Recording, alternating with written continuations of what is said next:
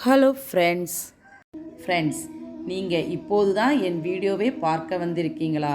இதற்கு முன்னாடி நான் 5 வீட்டு சுவாமி திருக்கோவிலை பற்றி கூறியதை நீங்கள் இன்னும் கேட்கலையா? கவலை வேண்டாம், அதற்கான லிங்கை நான் டிஸ்கிரிப்ஷனில் கொடுத்துருக்கேன். உடனே போய் அதை கேட்டுவிட்டு அதற்கப்புறம் வந்து இந்த வீடியோவை கேட்க ஆரம்பிங்க.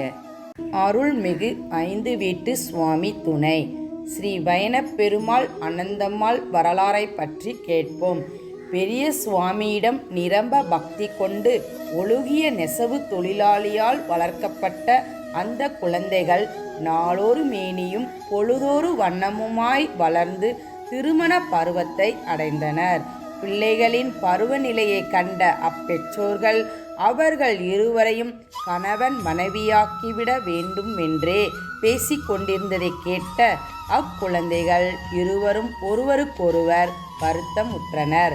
பூர்வ ஜென்மத்தில் இவர்கள் இருவரும் யார் என்பதை இப்போது அவர்கள் அறிய நியாயமில்லை. அறிந்தவரான பெரிய சுவாமியும் இதை வெளியில் யாரிடமும் கூறவில்லை.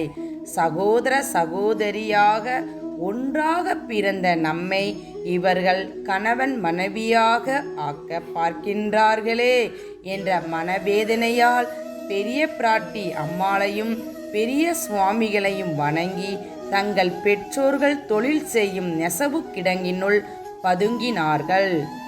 ராமாயணத்தில் பூமாதேவி அன்னை சீதா பிராட்டியை அரவணைத்து கொண்டது போல் அன்னை பெரிய பிராட்டி அவர்களை அரவணைத்து கொண்டாள்.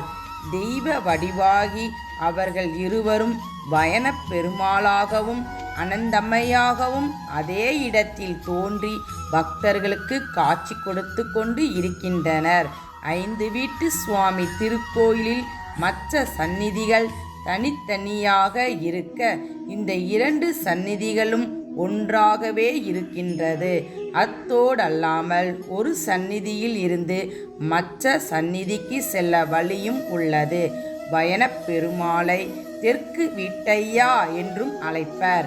உடலில் ஏற்படும் கட்டிகள் நீங்க வெள்ளியிலான உருண்டைகளும், நீர் இறைப்பின் போது ஏற்படும் உபாதைகள் நீங்க வெள்ளியிலான தோண்டி கயிறும் நேர்ந்து அந்நோய்கள் நீங்கிய பின் அவைகளை காணிக்கையாக இங்கே செலுத்துவார்கள்.